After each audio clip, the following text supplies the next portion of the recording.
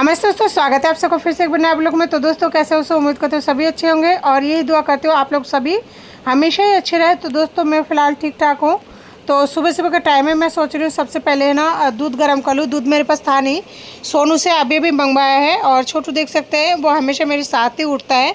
सोच रही हूँ सबसे पहले ना आज थोड़ा सा चाय पी लूँ। पता नहीं क्यों आज सुबह सुबह बहुत ज़्यादा इच्छा हो रही है और अभी सुबह का 7 बज रही है। तो पहले चढ़ाऊँगी चाय और दूसरे गैस पे ना दूध चढ़ा दूँगी। आधी किलो दूध मंगाई है और ख़ास करके चाय के लिए मंगाई क्योंकि दोनों का पेट थोड़ा सा ख़राब चल रहा है, यानी कि लूज़ मोशन हो रहा है ना। वैसे तो लूज़ मोशन सही है लेकिन फिर भी पेट जैसे एक बार ख़राब हो जाता है, लूज़ मोशन होता है तो थोड़े दिन तक कुछ भी खाते पीते नहीं है। यानी बच्चों को बिस्किट वगैरह चिप्स वगैरह नहीं देते हैं ना, तो वैसे मतलब दूध नहीं देते बच्चों को लूज़ मोशन में। जहाँ तक मुझे पता है डॉक्टर ने मुझे बोला था दोनों बच्चों के लिए, इसीलिए। बाकी क्या पता हर बच्चों के लिए शायद अलग होता होगा या फिर यही नियम होता होगा, मुझे इस बात का पूरी तरह से नहीं पता। लेकिन मुझे जब से बोला था डॉक्टर ने बच्चे का कभी भी लूज़ मोशन हो तो दूध मत देना, तब से मैंने फिर दोबारा दिया भी नहीं। और इस नियम को मैं बहुत पहले से मतलब मानती हूँ, यानी जब सोनू हुआ था ना उसके बाद में से मैं इस बात को फॉलो करना स्टार्ट कर दी हूँ। तो जब तक यहाँ पे बन रही है चाय तब तक मैं बर्तनों को कर लेती हूँ। और यहाँ पे सोनू आके और छोटू आके दोनों जनों ने पानी पी लिया था और बर्तन भी इतना ज़्यादा हो जाता है ना कि कभी कभी आलस्य लग जाता है, तबीयत ख़राब होती है ना। अगर एक टाइम नहीं कर रहा हूँ तो बहुत सारे बर्तन हो जाते हैं। क्या पता मेरी इतना बर्तन होते हैं क्या, 2-2 3-3 टोकरी है ना दिन में बर्तन होती रहती है। इन सबको करने में बहुत ज़्यादा परेशानी हो जाती है। तो दोस्तों जैसे कि आप सबको पता होगा, पिछली वीडियो में देखे होंगे मैं कोर्ट गई थी। तो कोर्ट में सारे प्रोसेस कंप्लीट हो चुका था, लेकिन हो सकते हैं आने वाले दिन यानी कि बुधवार के दिन मुझे थोड़ा सा थाने में जाना पड़े। तो थाने वाला जो वीडियो है वो तो मैं आप लोगों के साथ शेयर नहीं करूँगी क्योंकि वहाँ पे कुछ ऐसे कागजात देनी है जो नहीं शेयर कर सकती और बहुत सारी बातें ऐसे हैं जो ऑर्गेनिक है, लेकिन मैं उन बातों को है ना यूट्यूब पर नहीं शेयर कर सकती क्योंकि हर बातें नहीं शेयर कर सकते।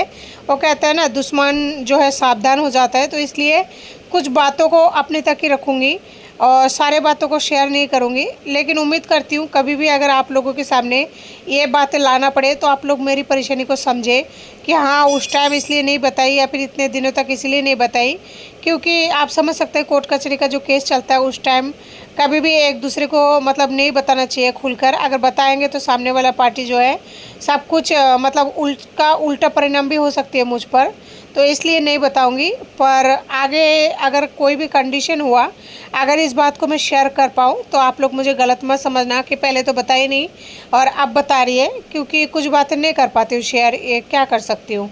तो दोस्तों यहाँ पे चाय जो है लगभग बन चुकी है और इधर मेरी बर्तन भी थोड़ा सा हो चुका है। वैसे बर्तन ज़्यादा नहीं है लेकिन फिर भी टाइम तो लगी जाती है। और नल में पानी है ना, जैसे थोड़ा सा हमारे यहाँ पे गर्मी पड़ने लगी है वैसे लोग निकाल लेते हैं, क्या कर सकते हैं। यहाँ पे पानी का बहुत ज़्यादा परेशानी होती है और ये हर बारी होती रहती है। बस ज़रा सी धूप निकली जिस दिन लोगों का कूलर चल गया ना तो उस दिन टंकी ज़रूर खाली होती है। यहाँ पे मैं बना रही हूँ रोटी और आज का जो मॉर्निंग ब्रेकफास्ट होगा वो हम सभी है ना रोटी खाएँगे, क्योंकि आटा थोड़ा सा ज़्यादा लग गया तो मैं सोचा कि है ना रोटी खा लेंगे। वापस से कौन तो चावल बनाएंगे, कौन तो सब कुछ करेगा, इसलिए रोटी बनाएंगे। तो दोबारा से मैंने ना बाबू से दही मंगा लिया। एक बार तो दूध मंगा ली, उस टाइम याद नहीं था, फिर मैं सोचा दही मंगा लेती हूँ, दही से रोटी डाल देती हूँ, नहीं तो सब्ज़ी बनाऊँगी तो और भी ज़्यादा लेट हो जाऊँगी। और 8 बजे उठी हूँ ना, तो 8 बजे अगर उठते हैं ना तो थोड़ा मतलब खाना वाना बनाते बनाते 9 बज जाता है, तो लेट हो जाते हैं ब्रेकफास्ट में। और 9 बजे अगर इनको खाना दूँगी तो ये लोग खाते खाते 10-11 बजा देते हैं, बहुत ज़्यादा टाइम ले लेता है दोनों भाई। तो रोटी में थोड़ा सा घी लगा दिया क्योंकि छोटू यहीं पे खड़ा है और वो जिद कर रहा है कि अगर घी नहीं लगाओगे तो मैं रोटी नहीं खाऊंगा, और वो सच में नहीं खाएगा। छोटा है तो वो चिल्लाएगा और सोनू को तो नहीं दे सकती क्योंकि उसका जुकाम कोल्ड वगैरह है ना, इसलिए। तो बस उसी के रोटी के घी लगा दी छोटू के। और फिर जब सोनू जिद करने लगा फिर मैं सोचा क्यों ना वैसे भी चोपर देती हूँ, यानी कि घी लगा देती हूँ। तो फाइनली तीनों रोटियों में घी लगा लिया तीनों जने की। तो अब देखते हैं बच्चे खा लेंगे तो ठीक है। और दवाई वैसे भी रखी हुई है और मेरे पास एनी टाइम रखी रहती है। पूरा दही यानी कि जो 200 ग्राम का डब्बा आता है ना 3 जने के लिए बिल्कुल ही परफेक्ट होता है। उसके बाद में मैं दोबारा से आ गई थी किचन में और मैं सोच रही हूँ दोपहर का जो खाना है ना उसे एक साथ ही बनाकर कंप्लीट कर लूँ, बार बार में कौन आएगा और कौन करेगा। तो यहाँ पे मैं चला रही थी चावल। दोस्तों मुझे कोर्ट कचहरी जाने में या फिर थाने में जाने में है ना कोई परेशानी नहीं होती है, चल भी जाती हूँ और जाऊँगी। जब तक मुझे कानून की तरफ से दिलासा दे दिया जाएगा मदद की तब तक मैं जाती रहूँगी, क्योंकि जो बच्चों का हक है उसके लिए लड़ना मेरा जिम्मेदारी है, क्योंकि बच्चे अभी छोटे हैं और मैं ज़रूर लड़ूंगी, चाहे इसके लिए मुझे कितना ही मतलब कठिन तपस्या करनी पड़े। जैसे मैं बच्चों को लेके जाती हूँ या फिर छोड़ के जाती हूँ ना, तो दोनों तरफ से बच्चे परेशान हो जाते हैं। अगर छोड़ के जाती हूँ तो मम्मी पूरी तरह से केयर नहीं कर पाती, और केयर नहीं करने का वजह ये है, एक तो उनका उम्र ज़्यादा है और पहले भी है ना वो बच्चे के प्रति उतना ज़्यादा लगाव नहीं है, हकीकत बात तो ये है। और बच्चे का अगर मामले का बात आती है ना, तो मैं ये नहीं कहूँगी कि मेरे बच्चे के साथ वो अपनी जो दूसरी वाली पोती है ना, सॉरी नातिन है ना, जो मेरी सिस्टर की जो बेटी है, वो मेरी बच्चों से बड़े हैं। बड़े इसलिए है क्योंकि शादी तो जिस साल हुई थी उसी साल ही मेरी सिस्टर की जो है प्रेगनेंसी मतलब वो हो गई थी, आप समझ सकते हैं, वो प्रेग्नेंट हो गई थी। और मेरी शादी जैसे हुई तो 7-8 साल में ऐसी रही, बच्चे वगैरह मतलब नहीं किया था, क्योंकि मेरे पास ना तो रहने का ठिकाना था, ससुराल में घर था तो वहाँ रहती थी, तो वहाँ का माहौल थोड़ा ऐसे ही है, बहुत कुछ सोच समझ कर मैंने नहीं किया था। तो उसके बाद में जो है मेरा बच्चा हुआ, तो इस वजह से मेरे बच्चे छोटे हैं। मेरी सिस्टर के बच्चे 10-12 साल की ज़्यादा ही होगा, करीब 14-15 साल का होगा। तो मेरी मम्मी मेरे सामने, जब मैं सिस्टर की वहाँ जाया करती थी, बहुत पहले की बात है, आज से 10 साल 15 साल पहले की बात है, तो मेरी सिस्टर की जो बच्ची थी वो करीब 3-4 साल का था उस टाइम।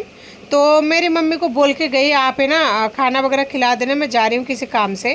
पर मेरी मम्मी ने है ना खाना वगैरह नहीं खिलाई थी, उसको डाल दिया था, तो वो बच्ची थी उठा के नहीं खाई थी। और मैंने उसे खिलाया इसलिए नहीं था क्योंकि मैं चली गई थी किसी काम से बाहर, लेकिन मैंने उसे देखा था कि वो खाना लेके बैठी है, और जब मैं आई घूम के तो वो खाना लेके बैठी थी और मम्मी अपना बर्तन घर का झाड़ू पोछा करने में लगी हुई थी। और मैंने जैसे मम्मी को बोला तो मम्मी मेरे को जवाब नहीं दी। उनका ये नियम शुरू से ही है, उनको कुछ भी बोलो वो जवाब नहीं देगी, ज़्यादा बोलोगी तो बस वो अपना काम करती जाएगी, और अगर ज़्यादा बोलोगे तो फिर झगड़ा हो जाती है, तो इसलिए मैं कुछ बोलती भी नहीं हूँ। तो मेरी सिस्टर आई, मैंने उनको बोला, यानी उसको बोला, वो मेरे से छोटी है, कि भाई तेरी बच्ची खाना नहीं खाई, मम्मी ने नहीं खिलाई थी। तो मेरी सिस्टर है ना उल्टा मेरे ऊपर चढ़ गई कि तू ऐसे कैसे बोल रही है, क्योंकि मम्मी है वो थोड़ी भूखे रखेगी, ये तो झूठ बोलती है, यानी वो मुझ पर बिलीव नहीं करती। और जब उसने बिलीव नहीं किया तो फिर मैंने भी उसे दिलासा देने की ज़रा सा भी नहीं सोची। तो उस दिन वो बच्ची सारे दिन भूखी थी। तो इस बात के लिए तो मैं भी श्योर हूँ कि मेरी मम्मी सिर्फ मेरे बच्चे से नहीं, उनके बच्चे से भी प्यार नहीं करती है, उनको सिर्फ और सिर्फ मेरी सिस्टर से ही प्यार है, और इसके अलावा कुछ नहीं। रही बात दामाद की, तो मेरी जो मम्मी है मेरी बहन के पति से थोड़ा सा डरती है। क्यों डरती है मुझे ये नहीं पता, लेकिन डरती है। बाकी मेरे पति जिस टाइम थे ना, उस टाइम उनके साथ में तो वो 24 घंटा झगड़ते थे। 24 घंटे से मतलब अगर मेरे घर आती थी मेरी मम्मी रहने के लिए, तो उस टाइम दोनों जने यानी मेरे पति और मेरी मम्मी बहुत ज़्यादा झगड़ते थे। कोई भी त्यौहार वगैरह जैसे होता था तो मेरी मम्मी बोलेगी मेरे नियम से चल, मेरे पति बोलते थे मेरे नियम से चल। तो अगर मेरे पति चला गया तो मुझे गम तो नहीं है, लेकिन हाँ याद तो आती है ना, कोई भी इंसान चाहे अच्छा हो बुरा हो, एक लगाव तो रहित है। चाहे कोई जानवर को भी पाल लेता है, अगर वो भी दूर हो जाता है तो भी याद आते हैं ना, तो वैसे वाले याद है, बाकी ऐसा कुछ ही नहीं है। जो फीलिंग था जब मेरा बच्चा हॉस्पिटल में था ना, उसी टाइम मेरा फीलिंग ख़त्म हो गया। लेकिन बातें तो मैं करती रहूँगी, आपको थोड़ा थोड़ा हर वीडियो में सुनने को मिलेगा, क्योंकि वो मेरा लाइफ का एक हिस्सा रह चुका है। देखिए अभी मेरा उम्र नहीं है कि मैं दूसरा शादी करूँ या फिर कुछ और बातें, तो वो मेरे लाइफ का आखिरी मतलब एक पड़ाव है, तो उसे मैं नहीं भूल सकती, चाह कर भी नहीं भूल सकती। दोस्तों हर इंसान का अपना अपना नियम होती है, अपना अपना रूल होती है, अपना अपना ईमान होती है। तो मेरा कुछ ऐसा ईमान है जो मैं खुद से मतलब डिसाइड करती हूँ, खुद को ठीक ठाक लगता है, तो इसलिए मैं उसी लाइन पर चलती हूँ। जहाँ पर जो इंसान गलत है ना, मैं उसी जगह पर उस इंसान को गलत बोलती हूँ, बाकी कभी गलत नहीं बोलती हूँ। चाहे वो मेरा पति क्यों ना हो, अगर वो किसी जगह पे किसी मोड़ पर सही है ना, तो मैं उसे शुरू से सही बोलते आई हूँ और उम्मीद करती हूँ आगे भी सही बोलूँगी, क्योंकि मुझे है ना उनसे किसी भी तरह का जलन या फिर हिंसा भाव नहीं है दिल में। बस ये है मेंटेनेंस का केस मुझे करना ज़रूरी है, जो कि बच्चों के लिए है, और अगर थोड़ा बहुत पैसा मिल जाएगा तो मेरे बच्चों को थोड़ा सा ईजी हो जाएगी पढ़ाई वगैरह करने में, बाकी और कुछ भी नहीं। अगर वो भी मेरे हक़ में नहीं होता ना तो मैं बिल्कुल नहीं करती। बस इसी वजह से मैं क्यों कचहरी में जो मतलब घूम रही हूँ, मुझे उनसे कोई बदला या फिर किसी भी तरह का कुछ और नहीं चाहिए। तो दोस्तों तो ये बात तो साफ है कि मेरी मम्मी जैसे मैं उनको है ना कभी भी जैसे बाहर जाती हूँ 1000 बार उनका हाथ पैर जोड़ के जाती हूँ कि आपको कोई काम करने की ज़रूरत नहीं है, आप मेरे दोनों बच्चों को देख लेना। लेकिन है ना वो क्या बताऊँ कि क्या करती है, घर का काम कर लेगी, बर्तन हो गया, झाड़ू पोछा हो गया, कपड़े हो गए, ये सारा काम कर लेंगे। जबकि मैं सुबह सुबह, अगर आप लोग मेरी वीडियो देखते होंगे तो जो भी पुराने लोग हैं, मैं हर काम को करके जाने की कोशिश करती हूँ लगभग, क्योंकि मुझे है ना उनके नेचर का पता है कि वो है ना जो भी फालतू के काम पड़े वो करते रहेंगे और बच्चे उधर है ना जान पर खेल जाएंगे, उनको उससे कोई मतलब नहीं होगा। तो ये बात मैं शुरू से ही जानती हूँ, इसलिए मैं कोई भी काम छोड़ती नहीं हूँ। घर का झाड़ू पोछा हो गया और खाना बनाने का काम हो गया, जितना संभव हो सके ना सारा काम मैं करके जाने की कोशिश करती हूँ। लेकिन फिर भी रह ही जाते हैं ना, जैसे अगर सारा काम कर लिया, बर्तन फिर भी एक दो हो ही जाता है, तो उसी काम को मम्मी करने लग जाती है और बच्चे उदमबाजी कर लेते हैं। कई बार चोट लगा चुका है और सोनू सारे दिन भूखा रहता है, इसकी वजह से वो कई बार बीमार पड़ चुका है। मैंने मम्मी को हाथ तक जोड़ा है, पैर तक पकड़ लिया, लेकिन वो मेरी बात से बिल्कुल ही सहमत नहीं है। ना तो वो हाँ बोलती है जिस टाइम मैं उनसे रिक्वेस्ट करती हूँ, ना ही वो ना बोलती है, क्योंकि अगर ना बोलेगी तो मैं जाऊँगी नहीं जिस काम से जाना है, और अगर हाँ बोलेगी तो फिर वैसे भी करेगी नहीं, क्योंकि नेचर का पता है। जैसे मैं कोर्ट से घर आई थी ना, तो उसके बाद का ये क्लिप है, देख सकते हैं छोटू किस तरह की हरकतें कर रहा है और मम्मी वहाँ बाथरूम में थी। तो यही बातें बतानी थी कि बच्चे देखिए कहाँ पर चल रहा है जहाँ जान को खतरा है।